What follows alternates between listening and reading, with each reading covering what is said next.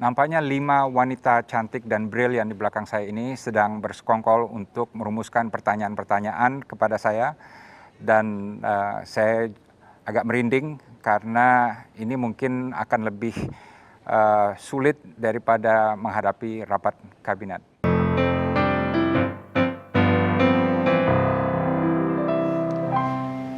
Terima kasih masih bersama dengan Saatnya Perempuan Bicara. Kita masih malam mingguan, jangan khawatir. Kita juga akan datangkan setelah tadi sama Mbak Ikke Nurjana, udah digoyang-goyang. Nah, yang kali ini bintang tamunya, tamu kita agak berbeda nih latar belakangnya. Mungkin nggak nyanyi ya. Kisi-kisinya itu nggak tahu sumber hidup atau enggak, tapi paling tidak sepanjang karir yang kita tahu bersama tuh, ia seorang diplomat, juga sempat jadi juru bicara presiden. Wow, keren banget. Nah, kita langsung undang aja ya, Bang Dino Patijala. Hai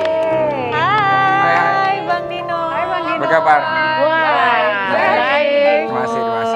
Ini pakai baju warna pink mungkin untuk ini ya, biar bisa di Saatnya Perempuan Bicara gitu ya. Iya, Bisa Februari Valentine's Day. Oh iya. Jadi kalau dulu jadi dubes agak susah pakaian yang berwarna-warni. Sekarang bisa lebih Sesuai kreatif keinginan. ya. Oke, jadi Gimana, everybody okay? everybody, alhamdulillah. Bang Dino gimana kabarnya sekarang? Saya oke, jadi What happened? saya udah sembuh dari COVID, right? Dan saya tentu aman karena antibodinya sekitar 6-7 bulan. Jadi mungkin saya masih ada 2-3 bulan yang kebal, right? But memang benar harus semua orang hati-hati, jangan anggap remeh. Iya. Karena gini, ada satu cerita seorang yang benar-benar tinggal di rumah, ya orang tua, karena dia nggak mau kemana-mana, dia tetap dapat dan akhirnya meninggal. Saya nggak sebutkan namanya tentu, tapi dia dapatnya dari mana? Dari satpamnya. Satpamnya punya istri yang kena. Gitu. Jadi istri satpam terus masuk ke pembantu yang bersihin kamar dan dia kena. Right? So ini benar-benar serial killer yang masif, yang setiap hari mengincar benteng rumah kita. Dan ini juga pasti meresahkan bagi kita semua yang masih harus beraktivitas. Ya, Jadi memang dari seorang penyintas memang sangat penting kita untuk menjaga diri sesuai dengan protokol yang ada. Apalagi kesibukannya saat ini ya Bang Dino menjadi penasehat utama kementerian. Ditunjuk langsung oleh Menteri Parekraf nih ya. Nah, boleh sedikit menceritakan dengan di antara sekian banyak kesibukannya, this new responsibility itu seperti apa? Well, saya waktu ditanya Pak Menteri Sandi, saya syaratnya 2. Satu, saya nggak mau digaji. Kalau digaji berarti ya beda lah suasana gitu ya. Dan kedua, saya maunya juga sesuai waktu yang saya ada. Jadi bukan full time. Dengar-dengar tidak mau digaji sama Dendeng mau tapi. Pak Sandi telepon saya tadi malam, dia bilang minta alamatnya karena saya mau menepati janji. Jadi dia akan benar-benar kirim dendeng balado. Kenapa harus dendeng balado? Tahu nggak? Waktu saya di Amerika, saya minta dapat chef satu kan, boleh bawa chef. Syarat saya satu, bisa masak dendeng balado. Dan selama 4 tahun saya di Amerika, saya nggak bohong nih. Setiap malam makanya dendeng balado aja. Nggak ada burger, nggak ada. Setiap hari? Setiap hari selama 4 tahun. Wow. Right? So, yeah. Setia ya. Jadi saya nggak bisa bahasa Padang, but dendeng balado, yes. Lidahnya Padang ya. Wow, saya sih terhadap dendeng balado. Kayaknya beef jerky soalnya. Mirip-mirip lah ya. Bang, tapi sebagai penasihat utama kementerian juga dengan berbagai network dan juga insight yang didapatkan, seperti apa sih kondisi pariwisata, ekonomi kreatif kita terutama di masa pandemi seperti ini? What insight you give? Kalau menurut saya pariwisata parah sekali karena look everywhere pariwisata travel turun 90%. Ya kan jadinya susah gimana Pak Sandi mau undang turis masuk sementara turis nggak boleh masuk. Ya kan. Nah, jadi the best strategy sekarang ini adalah satu infrastruktur, right? Jadi mumpung turisnya lagi belum datang, bangun nih Fasilitasnya. Terakhir saya ke Kawah Ijen, luar biasa. And you know the worst thing, pas mau naik itu semuanya ngantri di toilet ya sebelum naik gitu, jorok sekali. Ya kan, jorok sekali. Jadi paling enggak hal-hal yang basic itu bisa dibenahi, terutama toilet. We don't understand how important toilet Sanitasi. is untuk turis-turis asing. Bagi mereka itu nomor 1 tuh. Nah sekarang sebenarnya yang kita penasaran juga ini kan orang Indonesia kan sebenarnya sudah nggak sedikit loh yang kenal sama Bang Dino gitu. Walaupun Bang Dino lamanya di luar kan sebenarnya. Nah ini tapi kan sebenarnya memang lahirnya di keluarga diplomat ya. Nah itu ceritanya gimana sih Bang? Jadi memang udah dibentuk nih dari... Iya, saya udah di brainwash dari kecil untuk jadi diplomat. Jadi untungnya apa, saya nggak ada masa yang gamang mau jadi apa gitu. Tapi saya juga nggak pernah bermimpi jadi duta besar di Amerika Serikat. Wow. Tahu nggak gaji saya berapa? Pasti nggak percaya. Ayo. Gajinya. Gaji waktu baru mulai jadi diplomat. Biar Dendeng balado. Ya, so Nadia gaji saya Rp60.000. Hah? Rp60.000 waktu baru masuk jadi pegawai negeri. See? Oh, pegawai negeri. Oh, Ya. pertama kali. Yes. Ya. So you are surprised like Itu tahun berapa? ini tahun 1987. 87. Itulah yang dibilang kalau nggak cinta sama Jokowi, mending nggak Exactly. dikerjain gitu. Exactly. Ya. Jadi berkarir sebagai pegawai negeri ini kelihatannya ada foto yang di-share. Oh ya, di itu ayah saya tuh. Instagram Sama ayah. Ini lagi di mana nih? Ini di Washington DC. Jadi waktu saya jadi duta besar, beliau datang, saya ngajak ngopi itu di Georgetown gitu. Bang Iya. Dino, kalau misalkan ngeliat foto ayah kayak gini tuh inget masa kecil Bang Dino tuh gimana sih? Apalagi kan ayah diploma juga kan, gitu pasti sering berpindah-pindah ke berbagai negara. Gimana Bang ceritanya?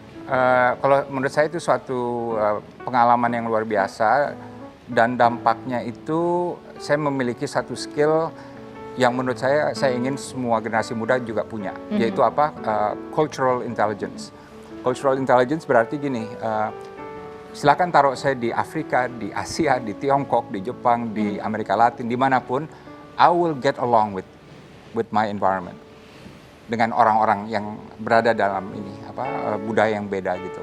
That's cultural intelligence. Nah ini penting kenapa? Karena kalau kita bisa connect, peluang akan multiply. Wow. Right? Dan kita bisa sukses dari sana gitu. Tapi yang menarik ini keplastisan Bang Dino ini, saya sampai hampir nggak percaya juga bahwa ternyata sebagai putra seorang diplomat yang harusnya pindah-pindah ke luar negeri gitu, hidupnya nyaman dengan fasilitas yang ada di KBRI, tapi kabarnya pernah cuci piring juga nih Bang, benar? Iya. Bener nggak sih menjaga tiket bioskop juga? Yes, Wow. iya. Apa aja profesinya waktu itu coba? Pelatih tenis, Tenis. tukang cuci piring, Jaga tiket bioskop ya, dan ya lain sebagainya. Oh, sebagai koki. Tapi saya dipecat, Olga, karena saya karena saya kebanyakan makan steaknya. Right. Jadi akhirnya dipecat ya. Kita rugi gitu lah. Enggak, Ya. Bang Dino, gimana bisa sampai ke posisi-posisi ini? Apa yang dicari waktu itu? Untuk kebutuhan atau seperti apa? Dulu karena saya di Amerika tinggalnya dan ayah saya bilang kalau kamu mau beli baju ini, sepatu tenis segala macam itu kamu harus bayar sendiri, right? Saya dulu juga mau ke Meksiko, Acapulco, tapi ayah saya nggak mau bayar karena dia bilang, look, make your own money. Ya. Makanya umur 14, 15 sudah mulai kerja waktu itu. Makanya anak saya itu kemarin yang umur 13, saya suruh kerja di satu restoran di Kemang. Iya. Jadi ya itu sama juga bersih-bersihin, jadi tukang cuci segala macam. So he knows, he understands gitu. Terus semoga dia nggak seperti ayahnya habisin steak. Penasaran, kira-kira temen-temennya tuh pada tahu gak sih? Wah ini anaknya. Justru abis itu teman-temannya pada datang semua ke sana untuk nonton dia ke restorannya untuk nontonin dia. Jadi restorannya jadi untung ya. Karena Tianu jadi jadi koki or whatever gitu, right? So, maksudnya jadi Bang Dino tuh menanamkan ke diri sendiri atau mungkin juga dari ayah juga ya bahwa kita tuh harus mulai itu dari bawah. Itu. Yes. Itu nilainya. Yes. That's the beauty of it. Ya Dan kan? ini juga membuat mudah beradaptasi dengan segala macam suasana, bisa menerima order dan seterusnya. Nah, dan kan proses tidak pernah mengkhianati hasil. Ternyata itu juga yang memupuk Bang Dino akhirnya bisa menjadi seorang duta besar. Dan pada saat itu di Amerika Serikat tahun 2010 ya Bang ya, itu saat Barack Obama juga sebagai presiden ya. Nah ini akan sangat menarik dibahas karena beliau juga adalah seorang presiden yang bisa dikatakan memiliki kedekatan dengan Indonesia. So, Yes. boleh kita mengulik sedikit mengenai Boleh, itu, tentu, ya. pengalamannya Bang Dino juga saat menjadi dubes di Amerika Serikat dan juga apakah pernah misalnya bertemu dengan Barack Obama. Nah sesaat lagi hanya di Saatnya Perempuan. Bicara.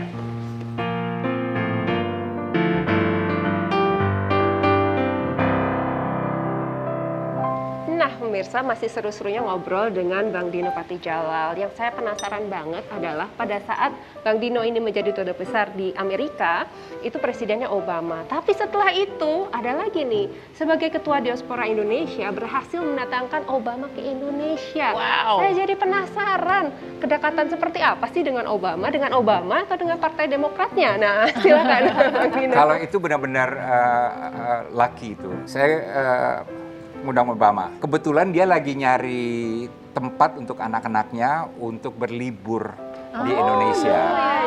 Ya. Jadi ada faktor itu dan waktunya juga pas lagi summer bulan Iya, Juli. iya. Ya, karena kalau hanya ngundang itu aja dan dengan budget saya waktu itu nggak akan mungkin karena orang lain tuh membayar 10 kali lipat untuk Oke. Obama bisa bicara gitu, right? Iya. Jadi waktu saya datang ke Washington dan saya bilang, hey, ayo dong datang bicara segala macam. Nggak lama kemudian ada jawaban positif. Jadi lebih luck-nya gitu. Iya. Tapi ini memang hubungannya lebih dekat, sering Iya, jadi kontak atau ini juga agak menarik bagi saya pribadi karena waktu saya dilantik menjadi dubes dan Iya. datang ke dia memberikan betul. surat kepercayaan, ya? kantor Obama Oval Office itu diteror oleh anak-anak saya yang masih kecil itu. Iya, jadi anak saya kan nggak ngerti dia itu presiden, ini White House. Jadi ada yang berguling-guling, ada yang naik ke mejanya, ada yang ngumpet di sana. Sementara saya lagi serius memberikan gitu, right? Dan saking lucunya dan difoto oleh fotografernya Obama, saya lupa namanya. Pete Salsa.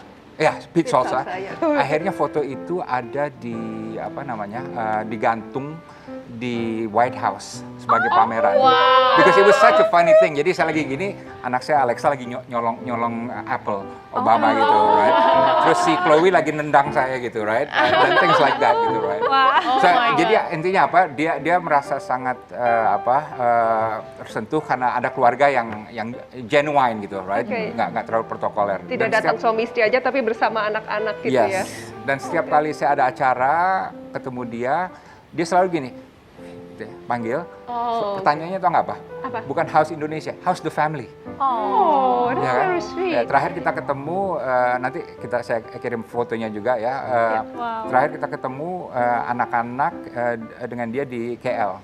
Dia ada acara di sana dan saya datang ke sana diundang. Tapi juga lucunya kita semua pakai jas, ya kan? Iya. Obama juga resmi. Anak-anak saya tuh pakai sendal, pakai right? Nah, itu dia. Nah, there you go. Lihat kan? Ini ada Yes. lagi fotonya. Iya. Istri kayaknya sangat senang ya bisa Kayaknya dia lebih dekat berani. Obama daripada itu. Nah, ini waktu ketemu nih, waktu saya memberikan surat kepercayaan kepada Presiden Obama. Anak-anak masih kecil.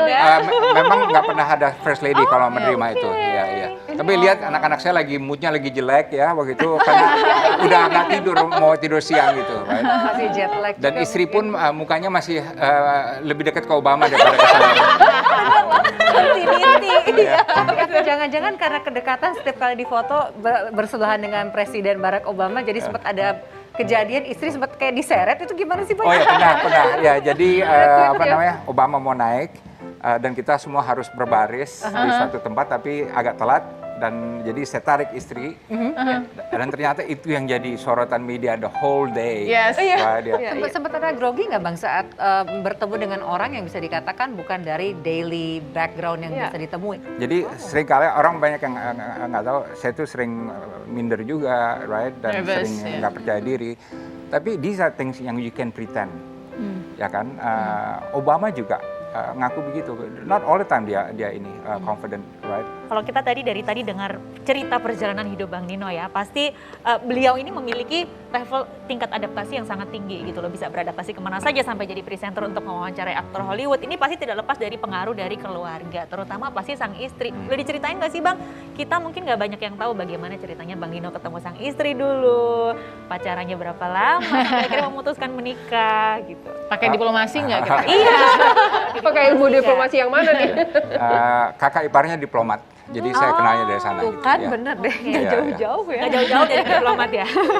Tapi dia juga Lee Kuan Yew kan pernah bilang bahwa I married my equal. right?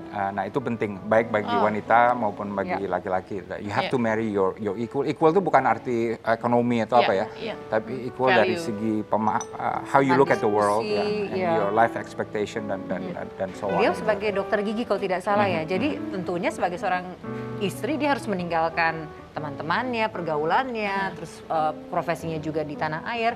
How does it work? Apakah ada diskusi dulu seperti atau dia langsung mendukung any step that you take? Saya kira nggak ada choice, right? Romantic. Mungkin yang baru adalah the joy of public service, right? The joy memberikan masuk dalam ruang publik, gitu, right? Dan itu yang baru bagi Rosa waktu itu. Tapi she learn and adapt quite well. Waktu saya di Washington, Rosa bahkan bisa dikatakan lebih populer dari saya itu. Oh iya? Karena Bang Dino ini kan udah total perjalanan karir berapa tahun Bang Dino? Saya 30 tahun, abis itu pensiun. Ya. Wow, how does it feel? Happy, liberated, karena saya udah waktu itu kan jadi wakil Menteri Luar Negeri. Jadi udah mau kemana lagi? Masih banyak sebenarnya kan, terakhir walaupun wakil menteri luar negeri, tapi kan juga ada yang lain-lain, kepala daerah misalnya, Bang Dino dan lain. Mungkin saya akan kembali ke public service, ke pemerintah 2024. Ya, begitu 2024. Kenapa? Karena udah merasa cukup istirahat ya. Dan tentu selama tujuannya untuk kembali itu adalah untuk for the right reason, right? Not for power, not for money or facilities, but for the right reason. Oke, Bang Dino, before we say goodbye nih, sebagai seorang diplomat yang dijadikan role model oleh banyak orang, mungkin penonton di sini ada yang ingin menjadi diplomat. Apa sih kunci utama untuk menjadi a good diplomat like you? Oh, that's a good question. Look, yang pertama tentu harus open-minded, right? Tadi kan saya bilang kita akan berhadapan dengan banyak budaya dan kita harus bisa connect dengan mereka, right? Dan kedua harus solution oriented, karena sebagai diplomat kita harus mencari posisi yang menjembatani dan seringkali harus berkompromi, right?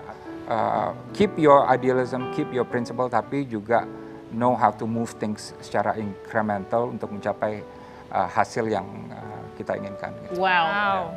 Itu semua tidak bisa langsung dalam semalam ya. Itu seperti nilainya tadi dari Bang Dino, semua harus seperti menaiki anak tangga. Jadi ada kebijaksanaan, ada wisdom yang diperlukan. Wisdom perlu waktu perlu patience. Ada sabar di situ yang Bang Dino katakan sebagai kuncinya juga ya, untuk bisa jadi punya life skill dan pragmatism dan lain-lain.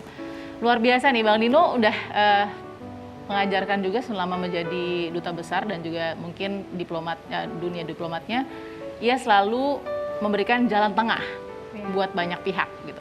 Nah, kita tunggu di 2024. Apakah akan benar-benar masuk dalam pemerintahan yang nantinya harus bukan hanya memberikan jalan tengah tapi juga jalan keluar. Amin. Solusi Well udah said. ya. Well said. Terima kasih Bang Dino. Masih ya. Sukses selalu. Masih everybody. Masih ya. Salam untuk keluarga Bang Dino Pasti. ya. Dan ini juga menutup perjumpaan kita di Saatnya Perempuan Bicara. Jangan lupa terus jaga protokol kesehatan dan kita jumpa minggu depan. Bye-bye. Bye.